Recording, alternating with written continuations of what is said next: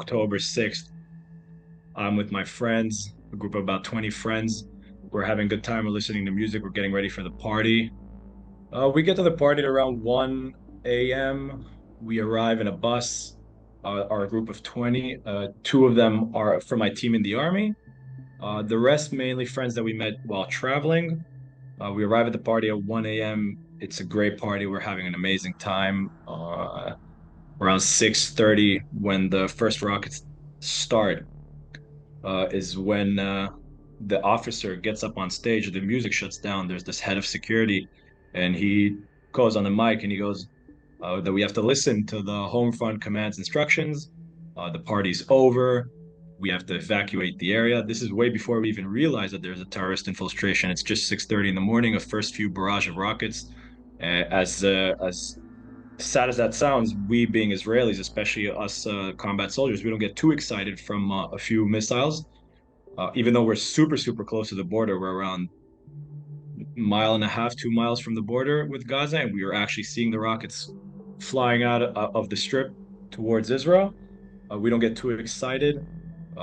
People are still surprised that the party's over. The barrage gets more intense. We're talking from tens of rockets to a few hundreds of rockets. That's when we start, lying on the ground, start evacuating slowly the area of the party. Me and my friends from the team, we sort of took responsibility for a group of 20 friends. We start slowly evacuating. Since we didn't come with cars, we had to evacuate. We had to like hitchhike our way back out of the area of the party. So we slowly send them, the girls, the guys, twos, threes, in rides that we find towards anywhere out of the area of the party. Me and my friend Aviel, who's a good friend of mine, he also traveled with me. He's from my team in the army. We've been friends since we were 18. We stay to one of the last guys in the area out of our group of friends. We finally have a ride back. I'm rather calm. This is still before we realize that there's a terrorist infiltration. There is an insane barrage of rockets, but we haven't realized that the first wave of terrorists that entered Israel, the two guys that pick us up, we don't know them. These are random other partygoers that we met that we just grabbed the ride with. And he goes to his friend, their friend Mia has been shot, and she's asking for help, and she's sending them her location. That's when we first realized that there are terrorists in Israeli territory. We didn't know we're speaking about hundreds and thousands of terrorists. We thought we are just talking about a few, and soon this will be over. So we leave the area of the party. By the map, it'd be much clearer to show you. Right to the junction of the road. It's called Road 232. It's parallel to the Gazan border. I guess it's around 8 a.m. Once we get to the road, the road's stopped with cars. If you've seen all the videos with the cars jamming on the street, that's exactly the road. Me and Avil, we get out of the car. Uh, all of our friends are dispersed, each one in his own ride. This is pretty much just me and Avil and hundreds of other partygoers that we don't necessarily know. I did know a few of them from traveling in South America, so I started walking around. That's when we first saw a few of the first that were injured. The first people who evacuated the area of the party neither drove north or south. They got stopped by terrorist checkpoints. Some of them were shot. So we that's the first time we saw a few of the hurt being taken care of, getting first aid with some bullet wounds. We start walking around. We hear these gunshots from farther away, but we don't really necessarily know what's going on. I start asking around what's going on. Out of nowhere, this police officer, he comes running towards us. All of his chest is shot. You can see the bullet wounds and blood pouring out of his mouth. He starts screaming at us, "Run east." That's when I completely snap out of it. The adrenaline kicks in. I take Avil's phone because I didn't have much battery, so I'd be turning it on and off to save battery. I check on the compass, where's east? Now, for anybody who's hearing this, if you haven't been to the Gaza envelope, the best way to describe it would just be like flat agricultural fields. And in October in Israel, it's still very, very hot. We're talking around 30 degrees Celsius. That was once the sun was eventually out, which is, I don't know, 90, 100 degrees Fahrenheit. And it's still very dry, so there's not even much bushery or trees to even hide. And the second we leave, we like go down into the fields from the road. We hear this massive gunfire sound. Pretty much the terrorists closed in from all directions. North of us is the kibbutz of Be'eri. It's around 8:30 in the morning. By this time, the kibbutz is completely swarming with terrorists, completely conquered. We're talking about hundreds of terrorists in Be'eri. Re'im is being under attack, and they're slowly closing on the entire area of the Nova Festival from the west and completely closing around. So we hear this massive gunfire. I turn around, I see these four or five terrorists running from the area of Beirut, running from the north on the road. And the few police officers that were there, they're having this first gunfire. We immediately fall to the ground. They see us, they start shooting towards us. We keep running. And that's when, if you've seen the videos of the hordes of partygoers that just start running into the fields, once that the gunfire starts, pretty much everybody just starts running into the fields, everybody in their own different directions, because there are a few like creeks in the ground that gets bushy. So everybody pretty much ran in this there's three creeks. I ran right in the middle with Aviel, and that's pretty much when we realized the situation. We start running. A bunch of stuff happened while we're running in the fields. I get called for reserves at 9 in the morning. Pretty much with most anybody who's in reserves in Israel gets called at 9 in the morning. I get a call from my friends that are on their way to base to gear up. They're asking me, "Are you on your way?" And I'm like, "I'm at the party with Avil. We're being shot at. Get your gear and get over here to help us as soon as possible to rescue us." We keep running. We crawl a bit to the left towards the fields. We get shot at. We run back to the bushes. We run to the field mortars. We fall to the ground into the trenches and hide. We keep running and running and running. My lieutenant eventually calls me and pretty much gives me all the information that I need to know regarding on what's going on. He tells me stop running into any of the don't run into any of the kibbutzim, don't run into any of the bases that you know in the area, because I did know a few bases in the area back from my mandatory service. Pretty much just dig a hole and hide. That's what he told me. And 100, 200 meters behind me are terrorists running towards us. So there's no way I was going to be digging a hole and hiding. I just kept running east. I call 100, which is the Israeli, like 911, the police. I call them because I heard Re'im, I heard Be'eri, I heard Kisufim, I heard about the bases.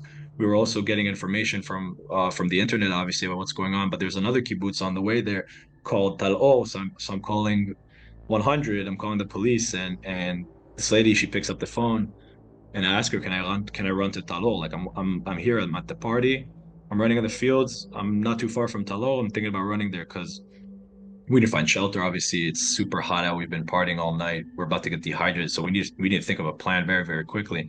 And she just tells me five out of my six like dispatches have been shot and murdered, and there's not much she could tell me. She doesn't want to tell me to go, and God forbid there'd be terrorists there, and it'd be her fault. And she just pretty much told me to hold on tight. That evacuation will be there shortly. That's when I realized that at least for the next few hours, it's just us, and we need to think of a plan by ourselves and how are we going to get out of this alive. So as the hours go by, Israel is at war. I mean, by around 10 a.m., I'm about 5 or 6 kilometers from the party, three and a half, 4 miles from the area of the party. This horde of partygoers that ran in all different directions. The farther that you go, it all dispersed. So you start seeing these small groups of people. It's me and Aviel running together. We see towards the end of the field that we were just running in, another group of four, three other guys and a girl. We run up to them. We're like, okay, we got to join up. We got to think of a plan. The six of us. Where are we going? What are we going to do? We need to find water quickly. Regardless of the terrorist infiltration, if we don't find water, soon we're gonna get dehydrated. We're gonna faint there. But forget the terrorists. God knows what would happen if we faint there in the fields. So we need to first of all find shade because the sun's been beaming in our faces since the moment we started running. We've been running for kilometers. We've been dehydrated. And so we need to find shade, shelter, and water as quick as possible. So we start thinking of a plan. We see from another few kilometers from us this farm and greenhouses that are right next to the farm, and these foreign workers, these farmers, specifically the farm that we were looking at, these are Thai foreign workers. So when they work in the sun, they cover their faces because they work all day in the sun. So from far away, when we see these four figures with their faces covered, we think that these are terrorists. And because we were thinking of running towards the farm, so we make this huge roundabout, go right around the farm, right to the greenhouses that are next to the farm, hoping there'd be water in the greenhouses. We make it to the greenhouses at around 11 a.m. It's the six of us. That's the first time we stopped running. We're about 7 kilometers from the area of the party. The sky is no longer blue. The sky is gray. There's about 40 simultaneous gun battles happening all around the Gaza envelope, both in kibbutzim and bases. The terrorists are swarming all around the fields. That's the first time we've stopped running. I wouldn't say we have shelter, but at least we have somewhere to hide. We filled out all these lists. There were lists that were going on WhatsApp.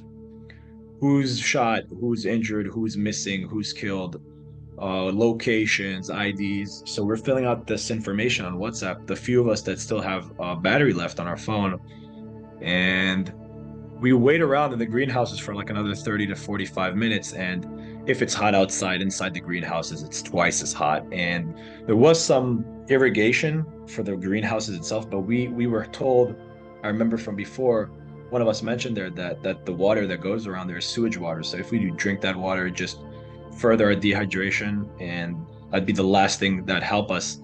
So we didn't drink any of that water, but we did realize that the figures that we thought were terrorists were these Thai foreign workers, because they walked around the greenhouses and they even entered one of them, and we realized that they weren't terrorists. So one of us musters up the courage.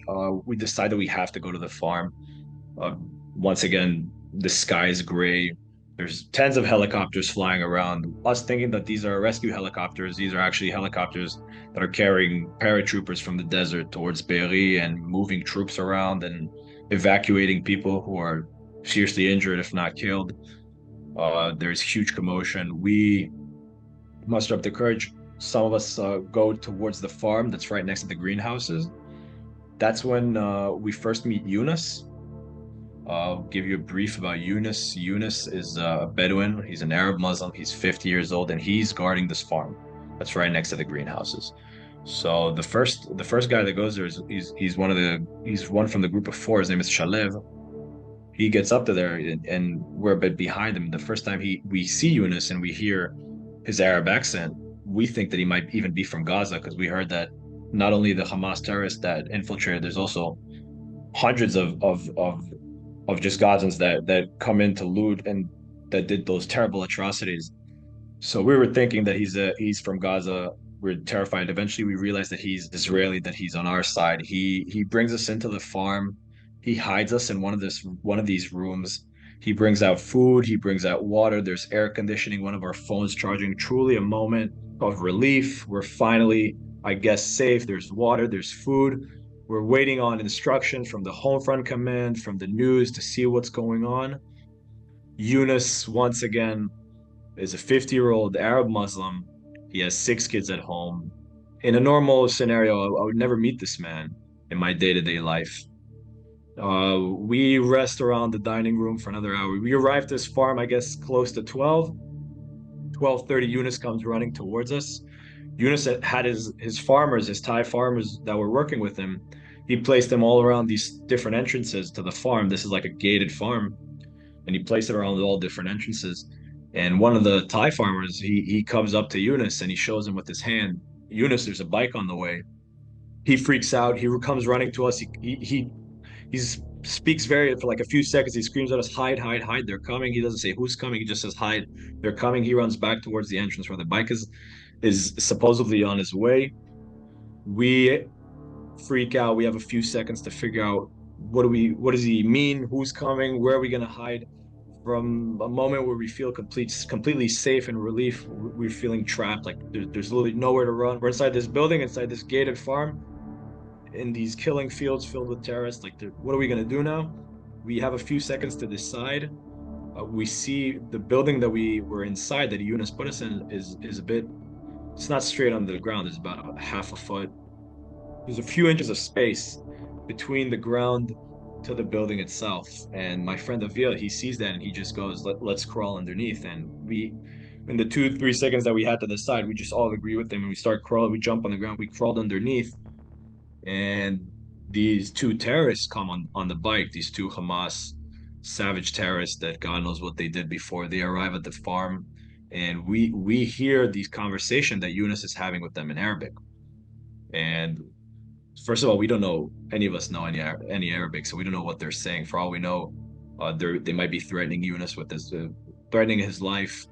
We can hear them speaking in Arabic, but they might be threatening his life. We do hear them say Al Yahud, Al Yahud, they're looking for Jews.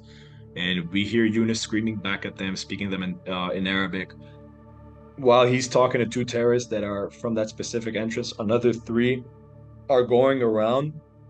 Once again, it is like this gated farm, but it's like a thin barbed wire gate.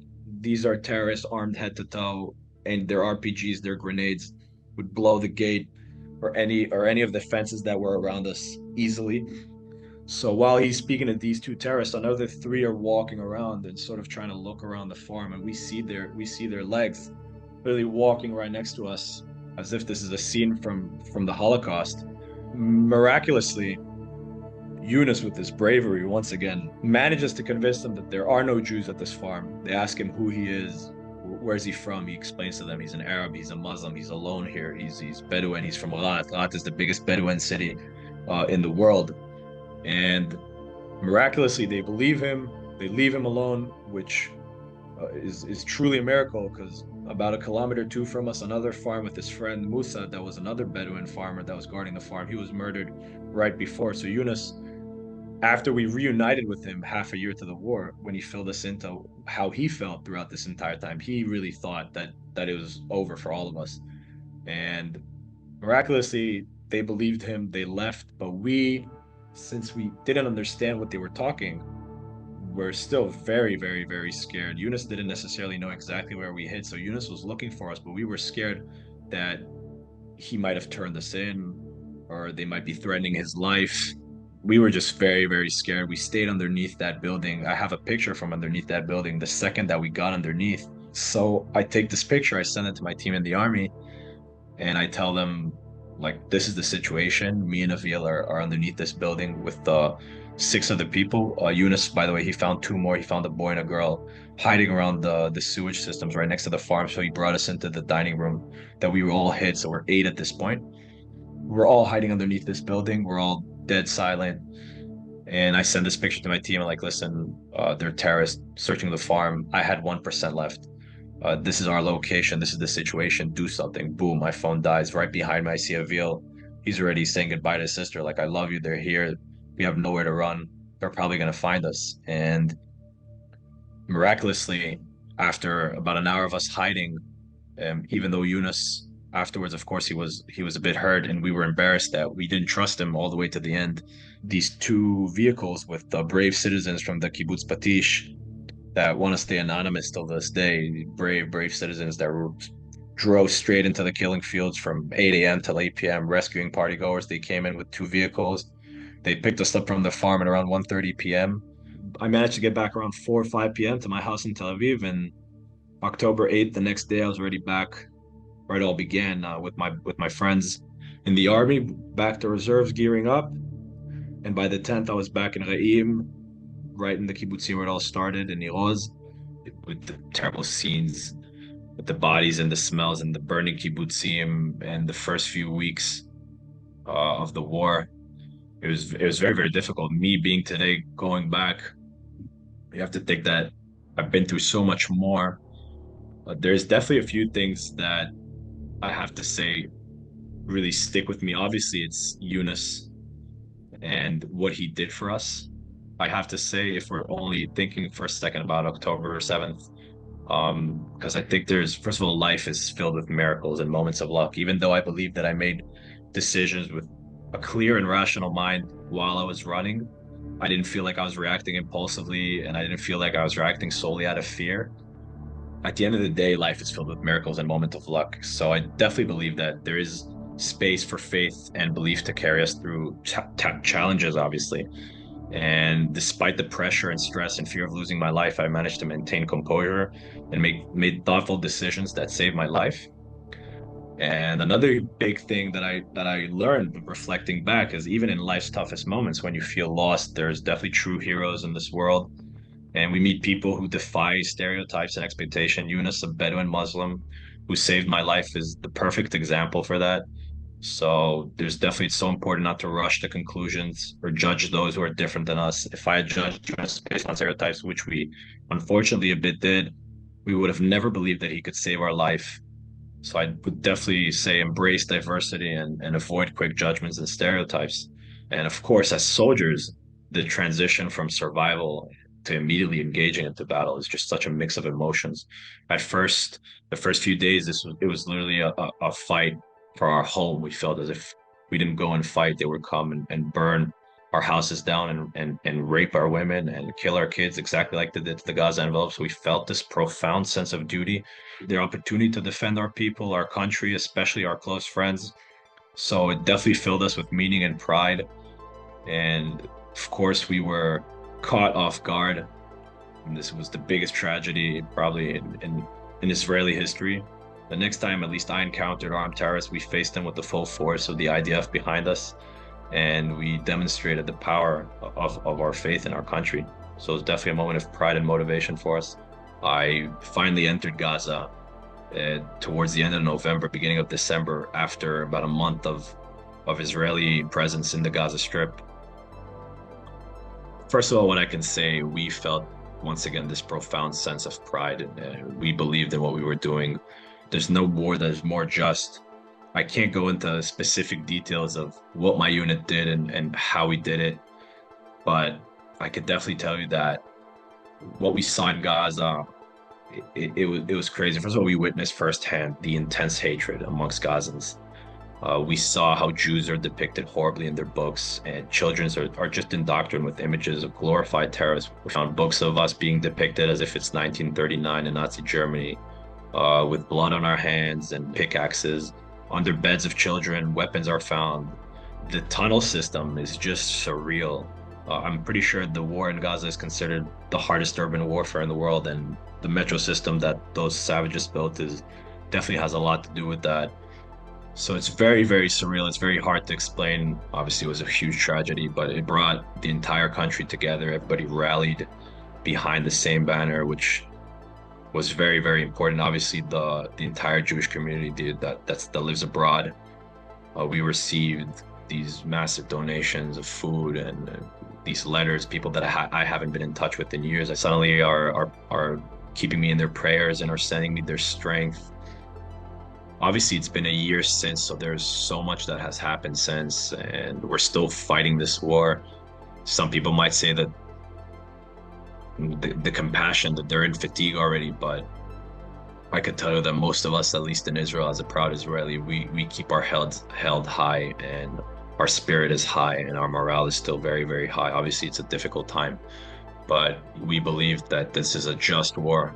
This is this is a dark against light.